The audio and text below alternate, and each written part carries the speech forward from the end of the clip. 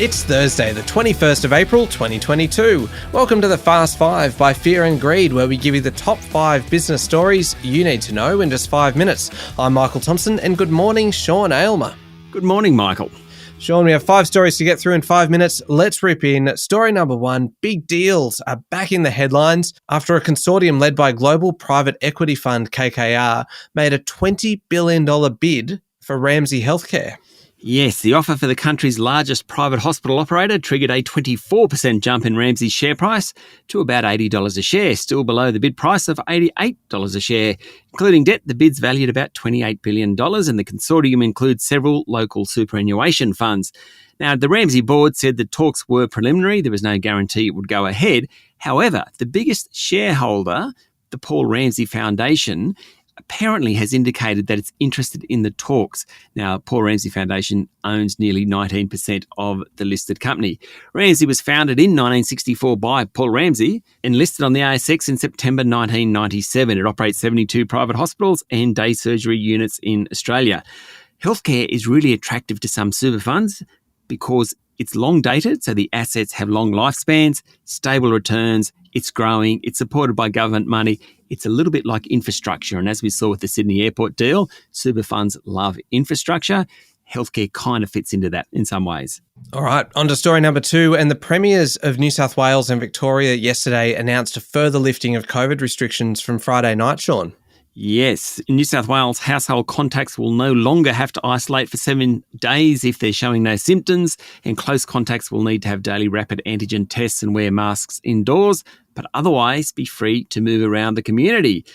In Victoria, there's no longer a requirement to show proof of vaccination. Masks have been dropped for primary schools, and close contacts won't have to quarantine provided they wear masks indoors. In both states, masks will still be required on public transport, planes and in terminals. Now, everyone was pretty happy about this, not least businesses in the retail and hospitality sectors. Hopefully the changes will ease the chronic labour shortages in the market at the moment. Prime Minister Scott Morrison, not surprisingly, welcomed the changes, saying things were getting back to normal. All right, story number 3, the latest election news, Sean. What's been happening? Well, the two-party leaders squared off last night on Sky for what the Prime Minister called the first debate between the two. Morrison focused on the economy and security, Albanese on social issues such as aged care. I'm not going to hazard a guess at who came across best. That's probably in the eye of the beholder.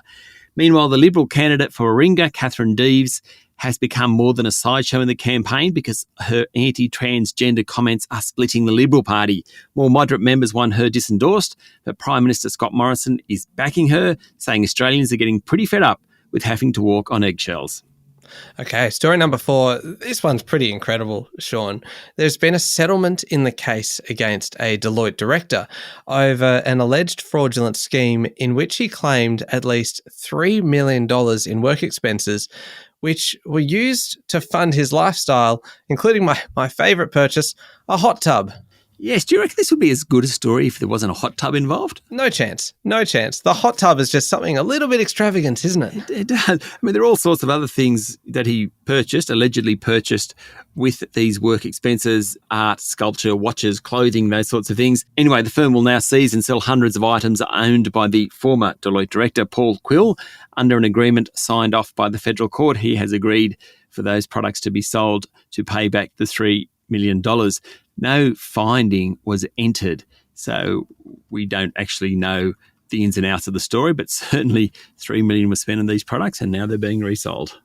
Okay, now story number 5, Sean. Netflix, it seems, has hit a wall.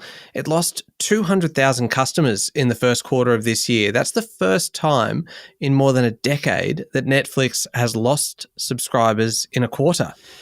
Yes, and it forecasts it will lose another 2 million customers during this current June quarter. Now, shares tumbled 23% in after-hours trading. Some of the numbers out of Netflix were just huge. It has 222 million subscribers. It estimates that 100 million households use its service but don't pay for it because of password sharing. It's also in a much greater fight at the moment. Think Disney, Amazon, all the other streaming services that have come along in the last couple of years. Also, Netflix had to dump 700,000 viewers in Russia when it pulled its service in that country. But Michael, it also lost 600,000 customers in Canada and North America. So really, the numbers are going the wrong way for a company that has for 20 years revolutionised the way we view movies and video. All right, there we go. That's it, the top 5 business stories in 5 minutes. Thank you, Sean. Thank you, Michael. It's Thursday, the 21st of April, 2022. Remember to hit follow on the podcast, and if 5 minutes isn't enough, you can find our longer daily show called Fear and Greed on your podcast platform.